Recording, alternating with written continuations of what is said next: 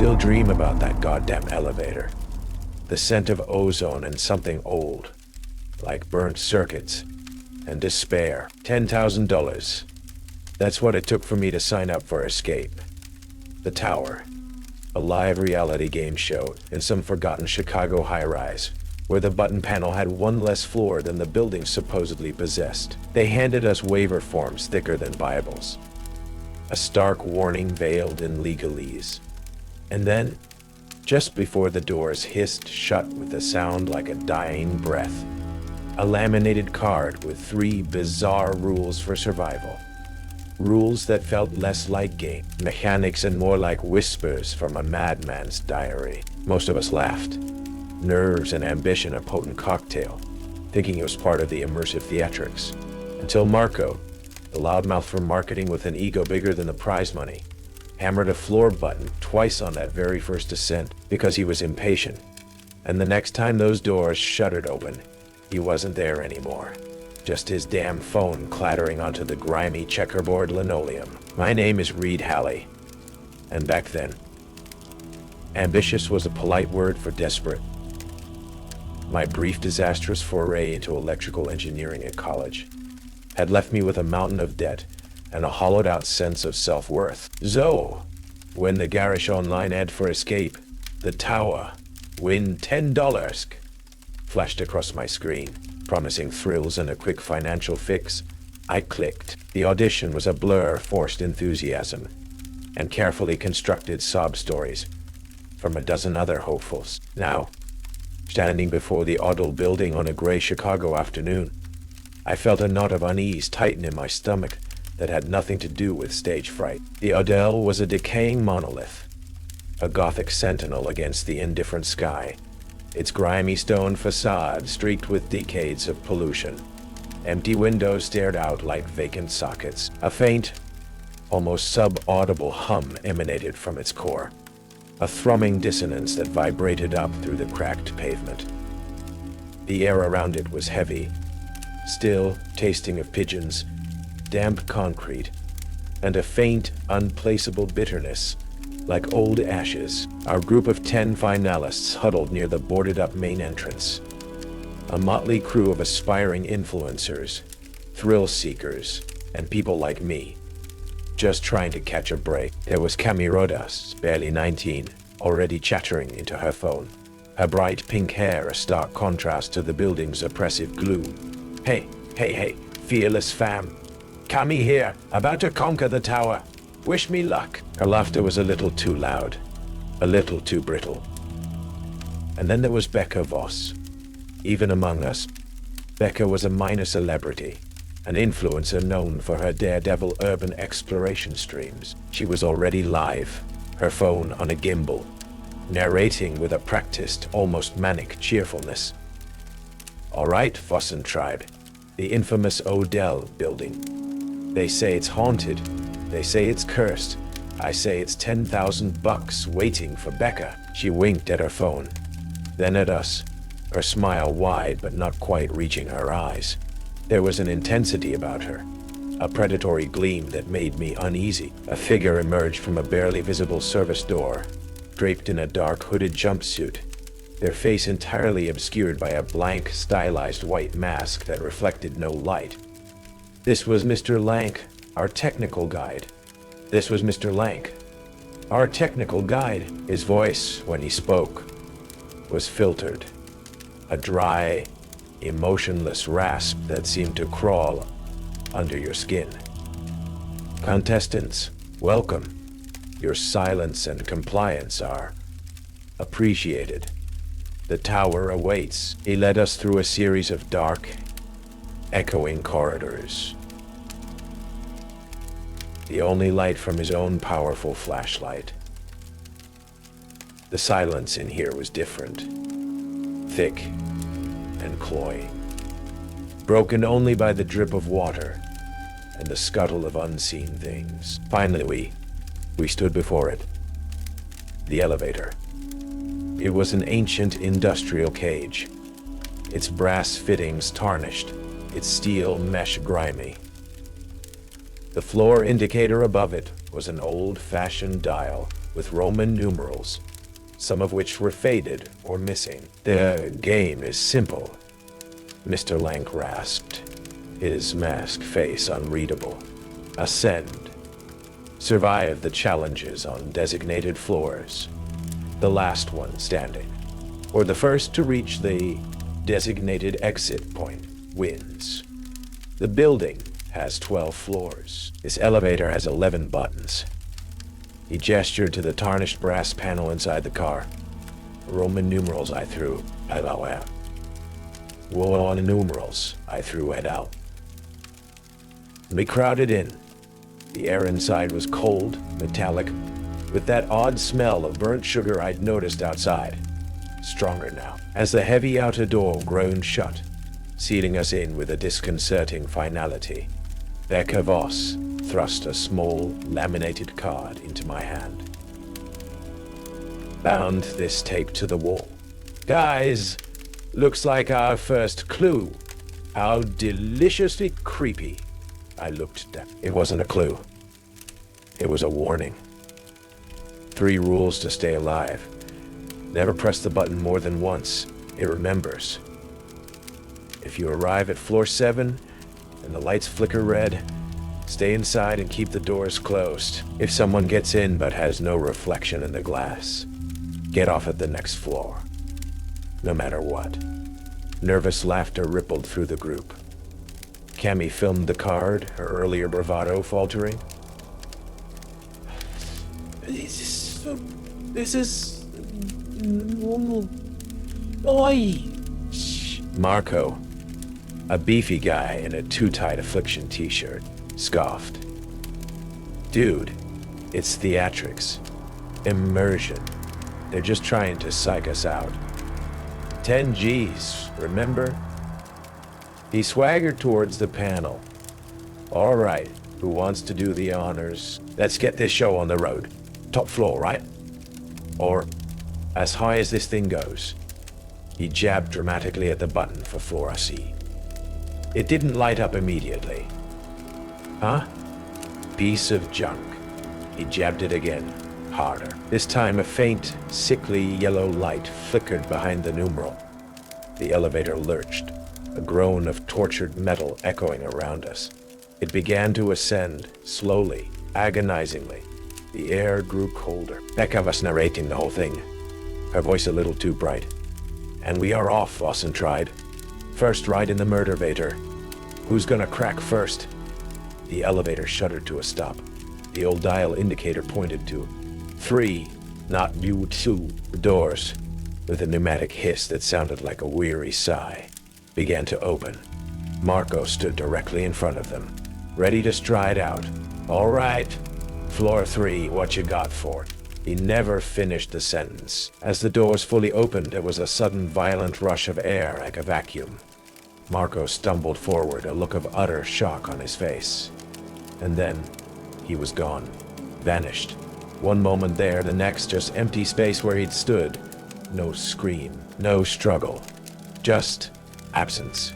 His phone, which he'd been holding, clattered loudly onto the grimy linoleum floor of the elevator, the screen shattering. It lay there, a stark modern relic in the ancient, silent car. The rest of us stared, mouths agape, at the empty doorway, then at the phone, then at each other. Becca's livestream was still running, her face frozen in a mask of feigned shock that for a split second looked more like grim satisfaction. The doors hissed shut again. The sickly yellow light behind the button for floor OG, the one Marco had pressed twice, slowly faded to black, leaving only the faint, almost imperceptible indentation of 2 frantic, greasy fingerprints. The game, it seemed, had already claimed its first player, and the rules were very, very real. The silence in the elevator after Marco vanished was a thick, suffocating blanket, broken only by Cammy's ragged, suppressed sobs and the incessant, almost cheerful hum of Becca Voss's phone as she continued to livestream. Oh my God, Vossen tried. Did you see that? Marca. He's just, gone. This is insane. This game is next level." Her voice was pitched high with feigned, but her eyes, when they flicked towards me, held a chillingly bright, almost triumphant gleam. My own shock was a cold stone in my gut. Theatrics? This wasn't theatrics. This was something else. Something impossible. My engineering mind reeled. People don't just vanish, but Marco had. The only evidence he'd ever been there was his shattered phone, now lying near my foot. Its screen displaying a spiderweb of cracks around a frozen image of his own grinning face. The elevator remained stubbornly on floor 3. The doors stayed shut. No instructions came. No voiceover. Just the 10 of us, now 9, trapped in this grimy metal box. After what felt like an eternity, a new contestant, a nervous-looking guy named Sal, who'd been quiet until now, reached out a trembling hand towards the control panel. Maybe we just pick another floor," he stammered, his eyes darting around. "Don't touch it twice," I warned, my voice harsher than I intended. The image of Marco's double tap and subsequent disappearance was burned into my retinas.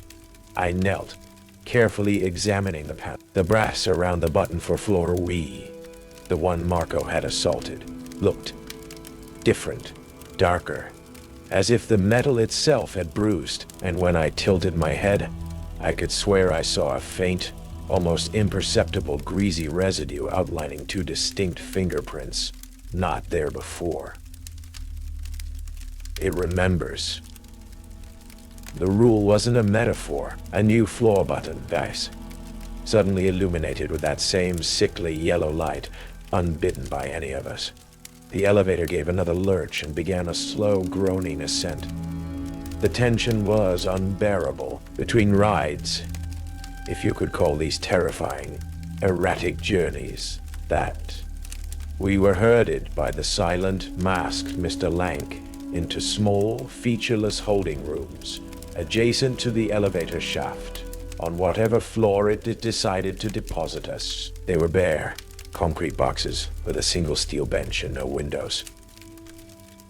It was during one of these tense intervals, while Becca was engrossed in her live stream, and Kami was attempting to fix her makeup with shaking hands, that I spotted Devin Wu. He was younger than me, maybe early 20s, with wide, scared eyes behind thick glasses. He was fiddling with a junction box near the massive, greasy cables of the elevator hoist mechanism, a multimeter in his hand. He looked less like a game technician and more like a cornered rat.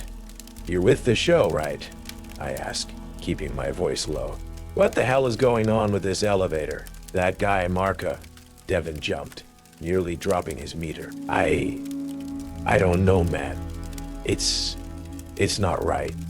He glanced nervously towards Mr. Lank, who stood like a statue at the far end of the corridor. "The schematics they gave me, they don't match this system. This thing, it's ancient. And the power draw, it's not on the building's main grid. It's like it's running on something else. Something self-contained." He licked his lips, his gaze darting to the sealed elevator doors. I tried to tell them something was wrong with the proprietary code for the randomizer, but they wouldn't listen. Before I could ask more, Mr. Lank gestured, his masked face unreadable. Time for another ride. This time a young woman named Anya, a self-proclaimed ghost hunter who'd been surprisingly quiet, decided she'd had enough.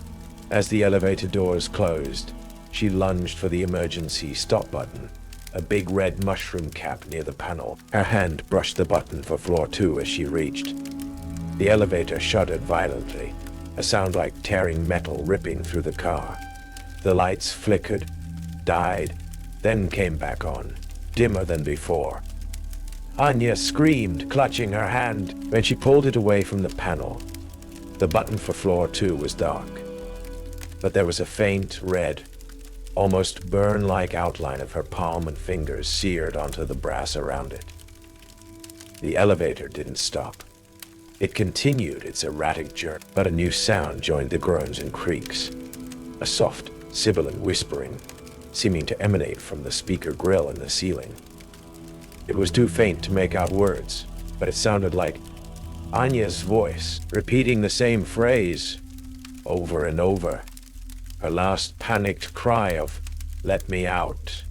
The button she'd accidentally touched twice was now utterly black, lifeless. When the doors eventually opened on an unlit, cavernous floor that smelled of damp earth and decay, Anya was gone.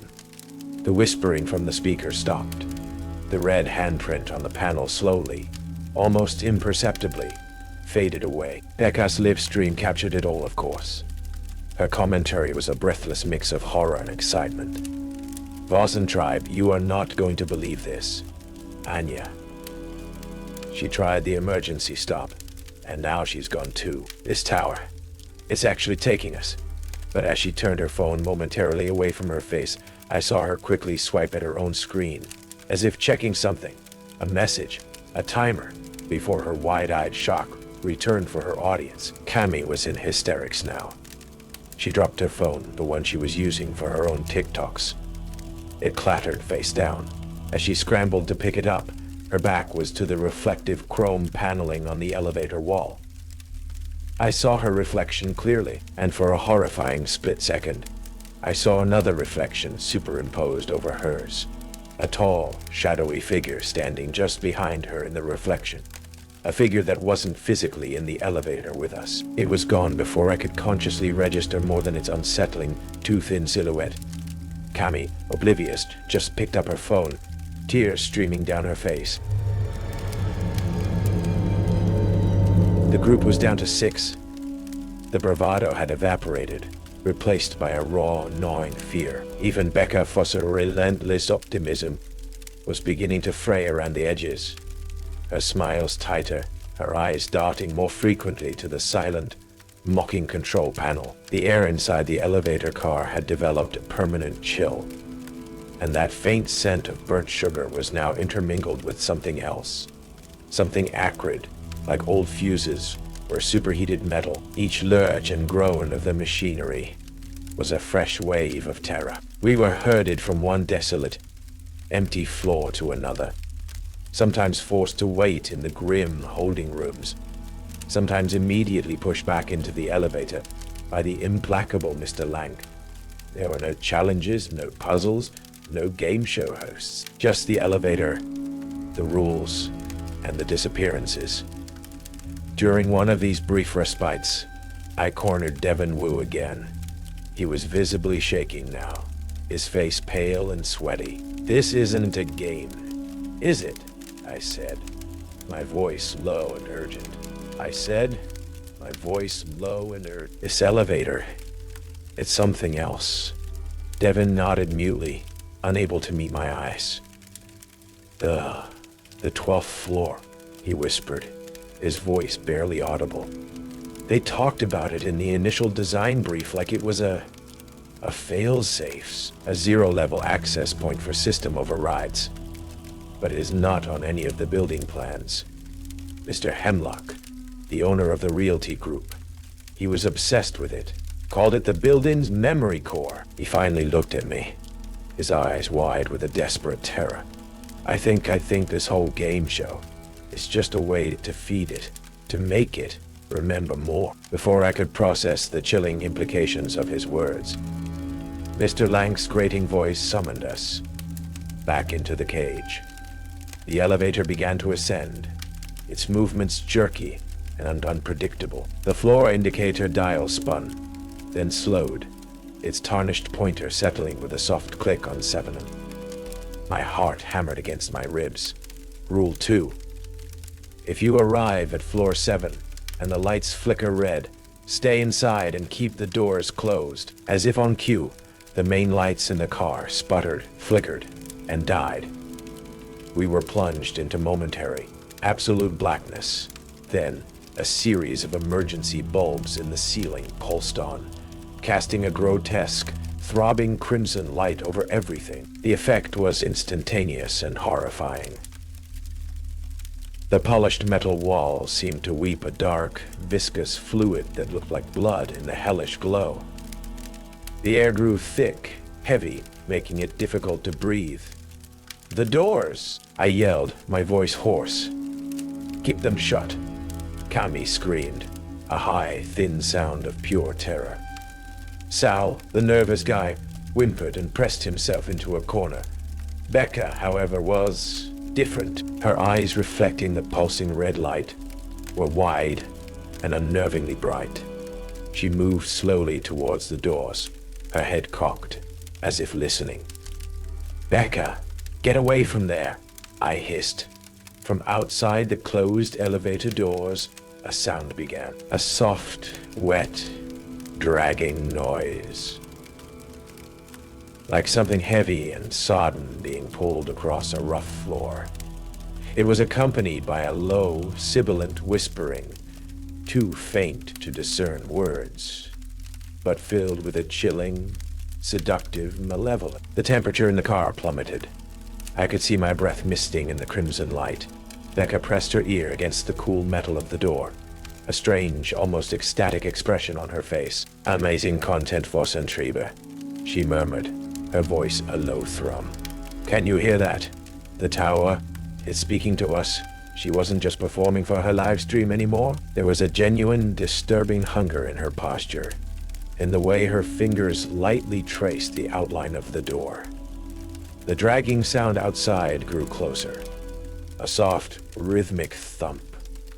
Drag, thump, drag, accompanied by that insidious whispering. Then something scraped against the outside of the doors. A sound like fingernails or claws on metal.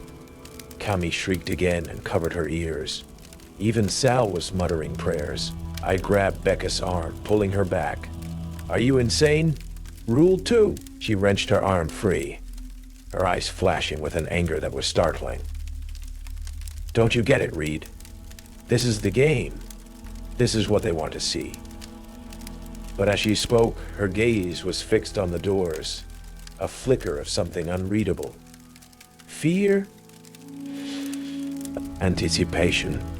In their depths, the red lights pulsed faster now. The whispering outside intensified, cohering into something that sounded almost like names. My name.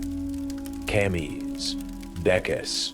Called in soft, drawn-out hisses. The doors bulged inward slightly, as if under immense pressure. Then, as suddenly as it began, the red lights died. The main lights flickered back on, harsh and white. The sounds from outside ceased. We were left blinking in the sudden brightness, our hearts pounding. Becca looked disoriented, shaking her head as if to clear it, her influencer smile snapping back into place with a visible effort. Cami let out a strangled sob and pointed a shaking finger at the inside of the elevator door. There, etched in the thin layer of condensation that had formed on the cool glass panel, was a single perfectly formed child's handprint. It was too small to belong to any of us. As we stared, it slowly, impossibly, began to fade, vanishing as if it had never been there. The elevator gave a familiar lurch and began to ascend once more. Floor 7 had let us go. For now. The encounter on floor 7 left us deeply shaken. The fragile illusion that this was just an extreme game show had been irrevocably shattered. Cami was a wreck, barely coherent. Sal was pale and trembling, muttering about wanting out. Even Becca's relentless cheer seemed forced, her eyes constantly darting towards the elevator doors, as if expecting something to come through them. Devin Wu sought me out again during our next enforced break in one of the sterile holding rooms. He looked like he hadn't slept in days. His hands shook so badly he could barely hold the crumpled schematic he thrust at me. "Look," he whispered, his voice cracking. "The original blueprints for the Odell building. I found them in a digitized city archive. The elevator. It's not supposed to go above 10. There's nothing structurally above the 10th floor but an old water tower and roof access. Floors 3 in this mythical Tsui, they don't exist. Not physically. Then what the hell are we riding in? I demanded. I don't know. Devon's voice rose in panic before he choked it back down. The control system I was given access to, it's a shell, a decoy, the real mechanism. It's... He gestured vaguely downwards, towards the bowels of the building. It's like the elevator car itself is the interface, and it's communicating with something. Something in the foundations. Something that remembers every person who's ever been in it. He looked haunted. I tried to initiate a hard reset sequence from what I thought was a maintenance terminal. It just showed me an error message. Sequence mismatch. The tower is listening. Then the terminal went dead. He paused, his eyes wide with a fresh horror. Mr. Lank. I saw him near the main elevator machinery earlier. He wasn't wearing his mask for a second. Underneath. It wasn't right. It looked unfinished. Like clay that hadn't fully set. Before I could respond to that deeply unsettling image, the familiar summons came. Back into the metal beast. The lights flickered erratically. The air was thick with the smell of ozone and something else. Something faintly sweet and rotten, like decaying flowers. The elevator shuddered to a halt. The indicator dial was dark.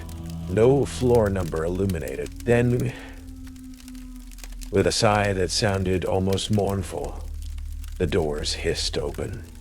A figure stood silhouetted in the dimly lit corridor beyond, tall and slender, wrapped in what looked like a long, dark coat.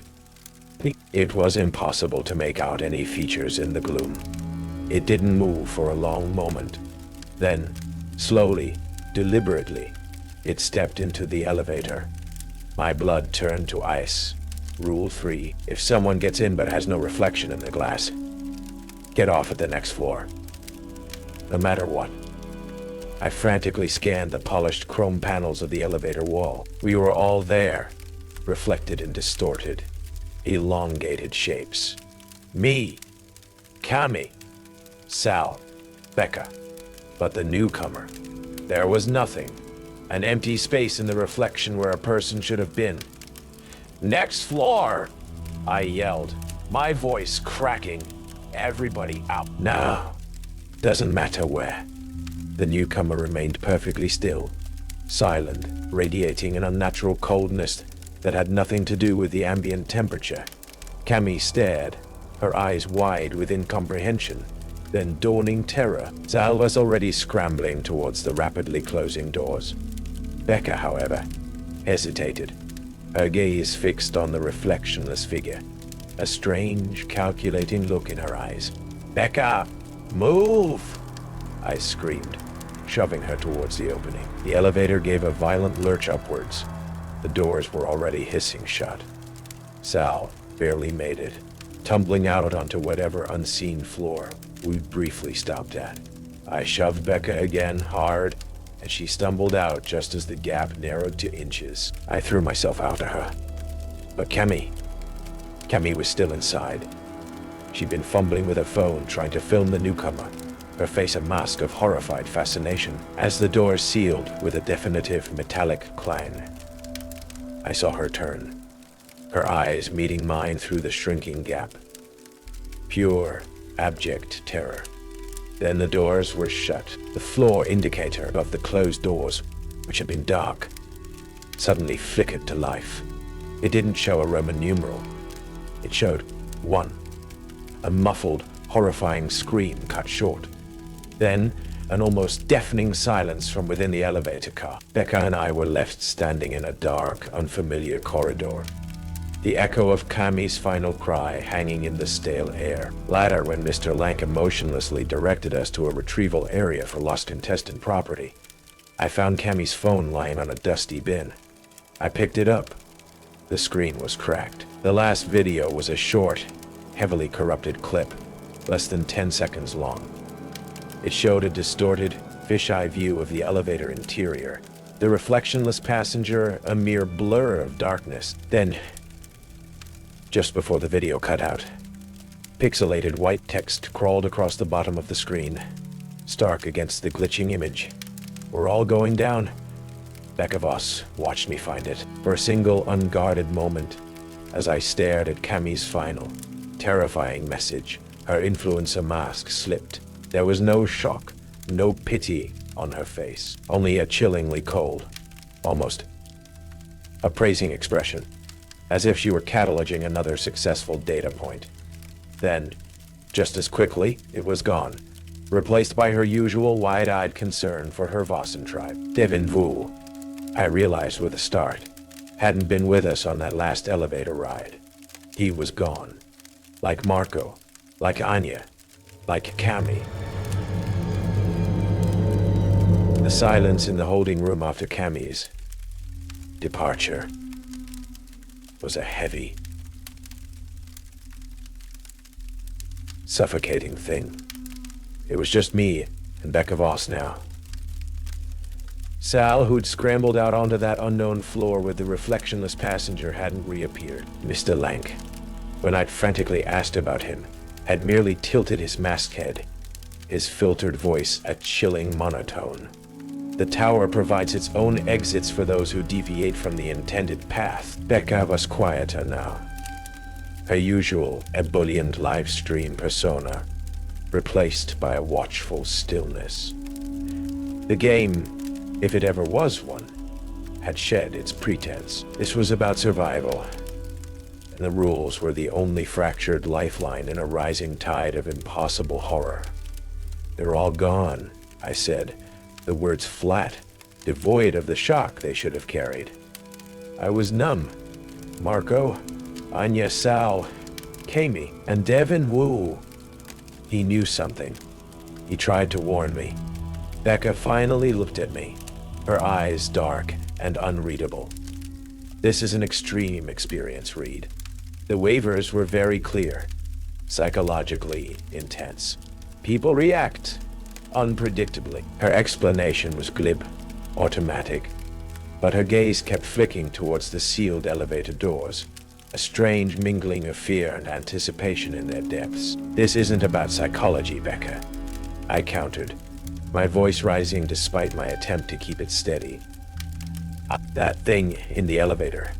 Cammie going to a floor -1. Devin talking about the tower remembering. Before she could respond, Mr. Lank materialized silently at the doorway, his masked presence an ominous punctuation mark. Final ascent, the apex awaits. His words were devoid of inflection, yet they carried an undeniable weight of finality. The ride this time was different. The usual groans and shudders were replaced by a smooth, almost silent glide, as if the ancient machinery had suddenly been rejuvenated.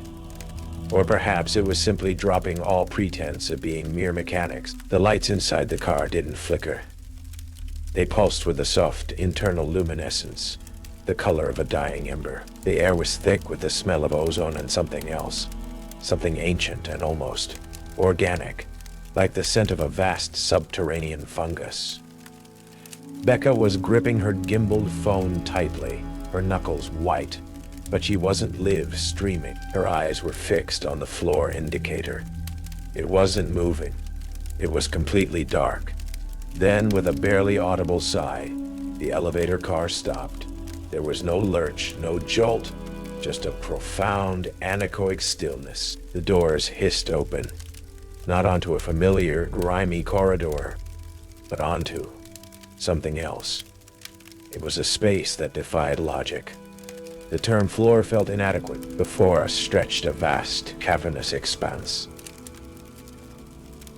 The architecture a fluid, nightmarish amalgamation of all the previous floors we'd glimpsed, but twisted, distorted, as if seen through a shattered kaleidoscope.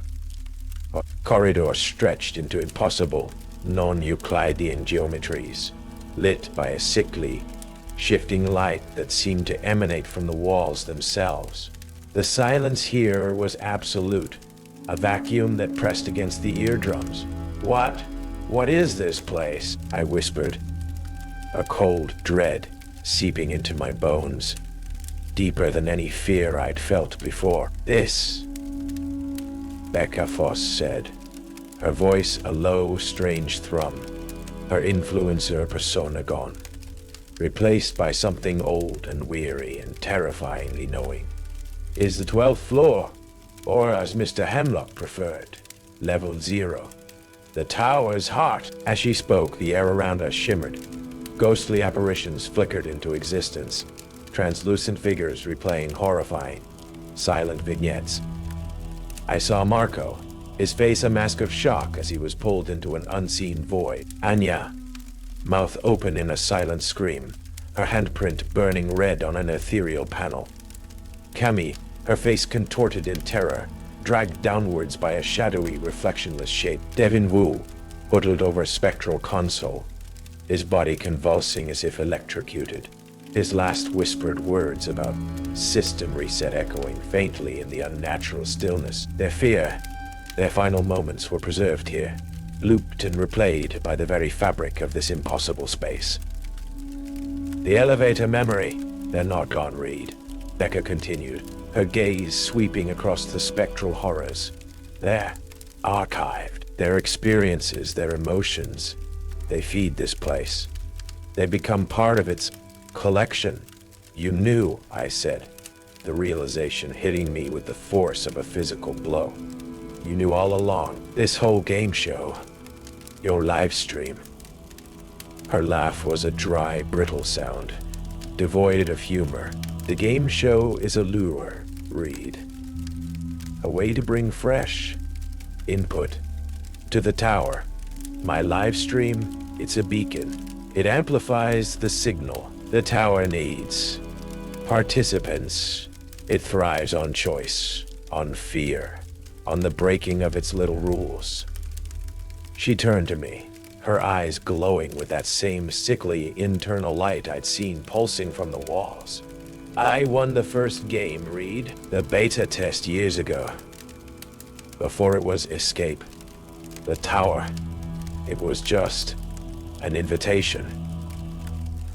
Won, I choked out.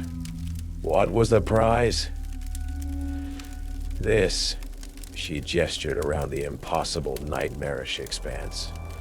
I became its curator, its liaison, its prisoner. Her voice dropped to a whisper. It doesn't let its winners leave, Reed. Not unless they find a replacement. The floor beneath our feet seemed to ripple. The spectral figures flickered more violently, their silent screams almost audible. The air grew colder, heavy with a sense of crushing, ancient intellect.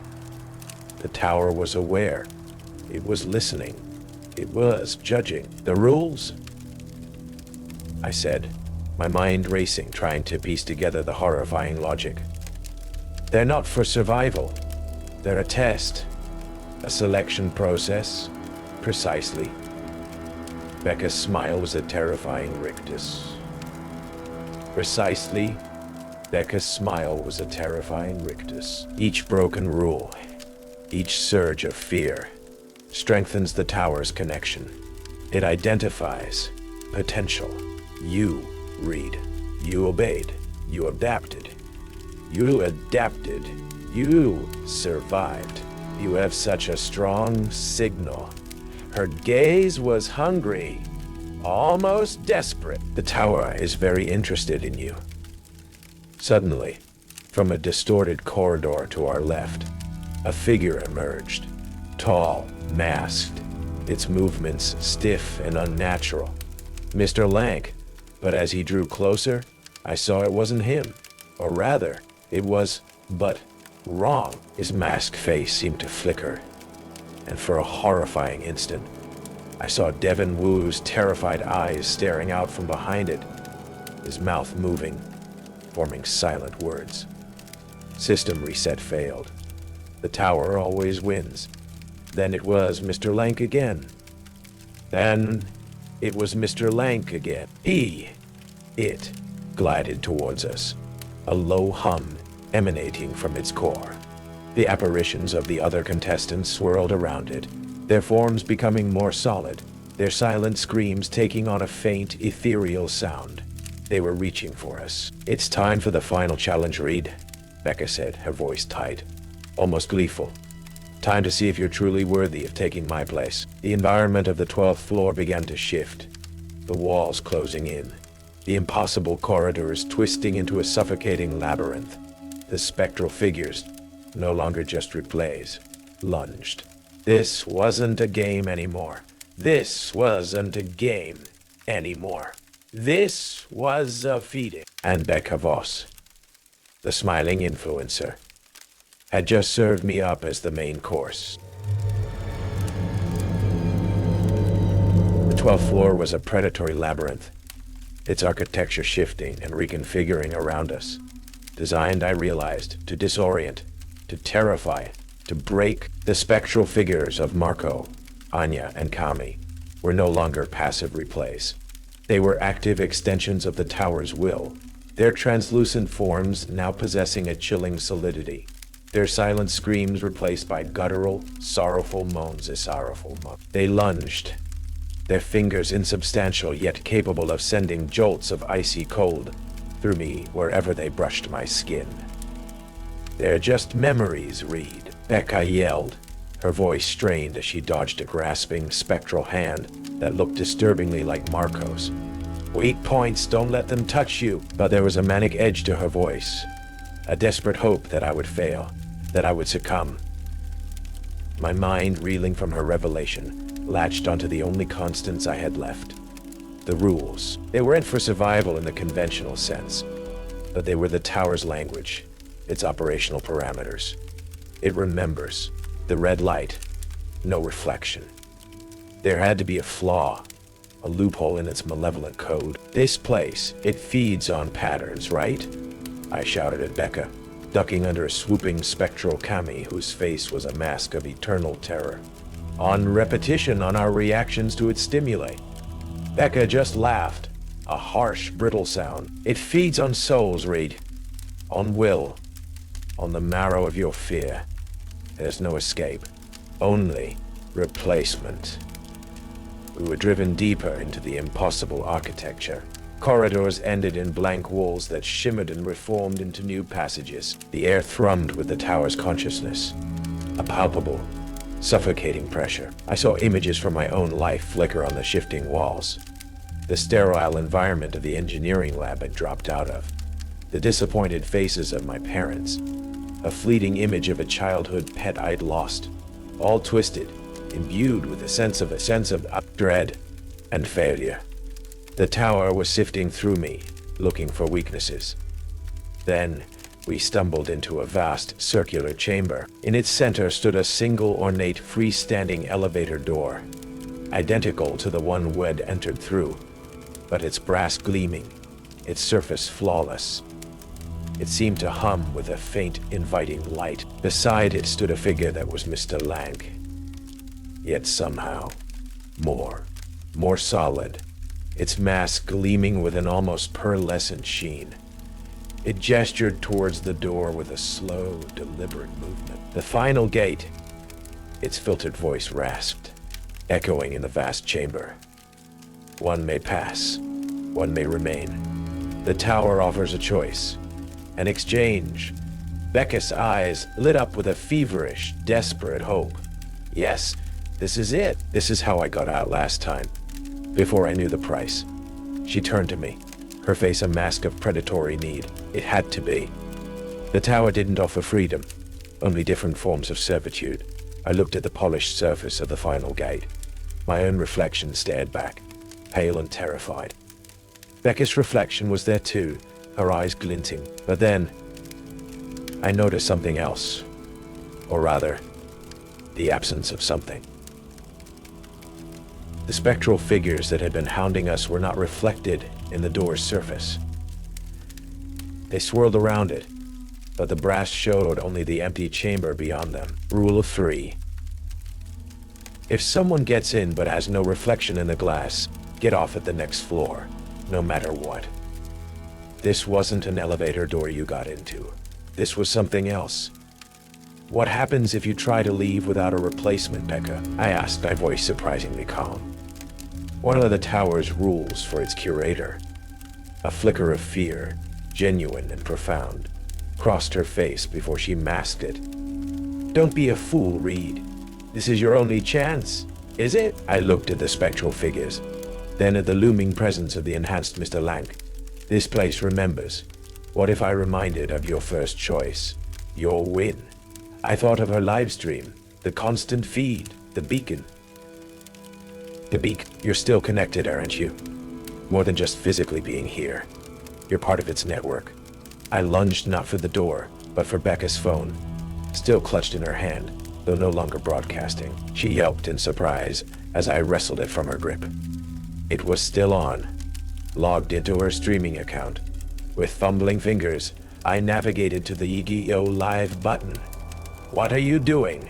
she shrieked, her composure shattering, giving the tower something new to remember. I grunted, aiming the phone's camera not at myself, but at the final gate, at the enhanced Mr. Lank, at the swirling, reflectionless specters. Let's show your Vossen tribe the real final challenge, Becca. Let's see how the tower likes its deepest secrets broadcast to the world. I hit go live. The reaction was instantaneous and cataclysmic. The moment the feed connected, the moment the 12th floor's inner sanctum was potentially exposed, the entire chamber convulsed. The enhanced Mr. Lank let out a deafening metallic shriek, a sound of pure system overload. The spectral figures recoiled, their forms flickering violently. The final gate shimmered, its inviting glow turning a furious, malevolent red. Becca screamed, a raw, animal sound of terror and fury.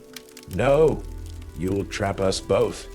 It needs a conduit. It needs a choice." But the tower, it seemed, did not appreciate its carefully constructed reality being breached. The floor beneath Becca began to crack. Dark, oily tendrils of shadow stuff.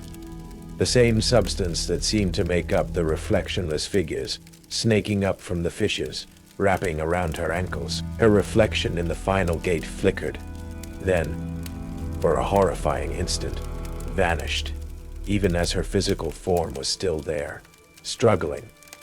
"It's choosing now, Becca," I said, my voice trembling as I backed away, still holding the phone aloft, and I think it just found its new permanent curator. The shadowy tendrils dragged her down, her screams absorbed by the pulsing red light of the enraged final gate. The last thing I saw of Becca Voss was her eyes, wide with the ultimate terror, as she was pulled into the very fabric of the 12th floor. Her struggle ceasing as she became just another archived memory, another silent, screaming component of the tower's malevolent consciousness.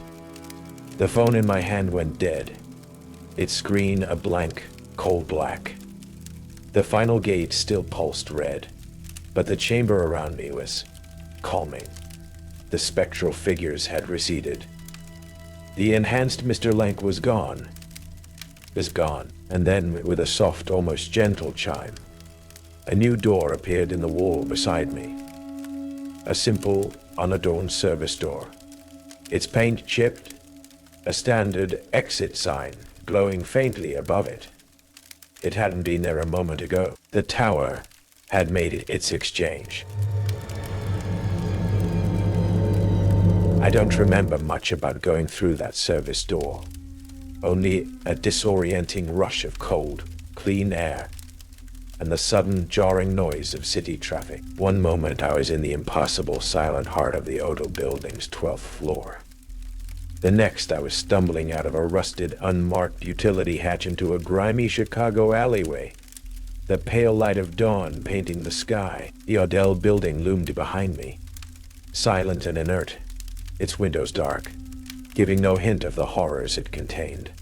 It looked just like any other condemned, forgotten skyscraper. My story, when I finally managed to stammer it out to a disbelieving patrol officer I flagged down, was met with the expected skepticism. Exhaustion, dehydration, stress-induced psychosis. There was no record of any escape. The Tower Game Show, the Odell building, had been sealed by the city for over a decade due to safety concerns. Becca Voss, the influencer, was officially declared a missing person a few weeks later. The prevailing theory was that she'd staged her disappearance for clout, or met with a mundane accident during one of her reckless urban explorations. Marco, Anya, Kami, Sal, Devin Wu. They were phantoms, names with no official connection to the building or any game. My insistence on impossible elevators and spectral figures only earned me a referral to a very concerned psychiatrist. Life eventually resumed a semblance of normalcy, but it was a fragile, hollow thing. The Odell building still stood, a dark sentinel in my peripheral vision whenever I dared to venture into that part of the city. I couldn't shake the feeling that it was watching, remembering. Elevators became instruments of low-grade panic. Polished surfaces made me flinch, half expecting to see figures that cast no reflection. The silence of empty rooms was filled with the phantom hum of the tower's consciousness. I tried to warn people. I posted anonymously on fringe forums, detailing the rules, the disappearances, the visceral reality of the 12th floor. My posts were mostly dismissed as creepypasta, elaborate fiction. Some, disturbingly, garnered interest from a new generation of thrill seekers, mistaking my warnings for a cleverly disguised art. One evening, about a year later, I was scrolling through a bottom feeder streaming platform, the kind that hosted aspiring influencers and low-budget reality content. A new channel caught my eye. Level Zero Adventures. The host was young, charismatic, with bright, ambitious eyes. He was standing in front of a vaguely familiar, dilapidated building in a different city, hundreds of miles from Chicago. "All right, Zero Seekers," he announced, his voice echoing Becca's manic enthusiasm. "Tonight we're tackling the infamous Blackwood Tower, a place with 12 stories of legend and only 11 buttons in its notoriously temperamental elevator. Rumor has it, there are 3 simple rules to making it out with the bragging rights, and maybe something more." My blood ran cold. He held up a laminated card. The font was different, but the layout, the chilling implications. Then the camera panned slightly, and for a split second, I saw a figure standing in the shadowy entrance behind the host. Tall, slender face obscured by a blank, stylized white mask. It didn't move. It just watched. I slammed my laptop shut, my heart hammering. Becca was gone, but the tower was eternal, and it was always looking for new curators, new contestants, new memories to archive. The game hadn't ended, it had simply changed its interface, found a new host. Later that night, as I rode the clanking, claustrophobic elevator up to my small apartment, the lights flickered. Just once, then, for a horrifying, almost imperceptible instant before it corrected itself, the floor indicator didn't show my floor number. It showed a single, stark Roman numeral, 12. The doors opened onto my familiar, dingy landing, but as I stepped out, I couldn't shake the feeling that a part of me, a small, terrified, archived part, was still on that elevator, still riding, still waiting for the doors to open onto a floor that wasn't there. A captive audience to a broadcast that would never end. Its only sound, the faint, anechoic static of a feed that was always terrifyingly live. Escape, the tower.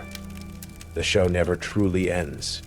Reed Halley learned that some prizes come with eternal strings attached. The rules weren't for winning. They were for selection. The 12th floor is always waiting. Seriously. If you didn't stay until the very end, you missed the chilling final broadcast. The twist that reveals the true, ongoing nature of the tower's game. The last few moments will make you rethink every elevator ride. What do you think the tower is? What was Becca Voss's true role? Share your theories in the comments below. And if you made it out of the Odell building, if the tower hasn't archived you, then you're already part of our audience. Subscribe to Night Creepypasta Rules, because some reality shows are horrifyingly real, and the feed is always live.